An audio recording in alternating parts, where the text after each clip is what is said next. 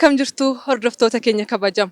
Egaa aga isin dhageessisuudhaaf Adaamaa Broadcasting Service irraatii gara kutaa magaalaa Booleetti imallee jirra. Maali laata jechaa jirtuumi? Gaaffii yeroo dheeraa hawaasa irraatii ka'aa tureen bulchiinsi kutaa magaalaa Boolee fi waajjirri mana qopheessaa deebii kennanii jiru. Maal ta'a laata? Kunoo akkuma na dudduubatti argitan lafa bal'aa akkana bal'atu irratti lafa hektaara 5 ta'u irratti giddugalli gabaa loonii hundaa'ee jira. Kun immoo gaaffii yeroo dheeraa hawaasa irraa ka'aa tureen deebii argatanii jiru. Keessattuu hawaasni gara naannoo kutaa magaalaa Boolee kanaa fi naannoo dhiheenya kanarra jiran fageenya irratti deemuudhaan kan isaan gabaa isaanii bittaaf gurgurtaa gaggeessaa turan. Yeroo ammaa kana garuu kunoo qe'ee isaaniitti naannoo isaanii irratti giddugalli gabaa kun hundaa'eefii jira.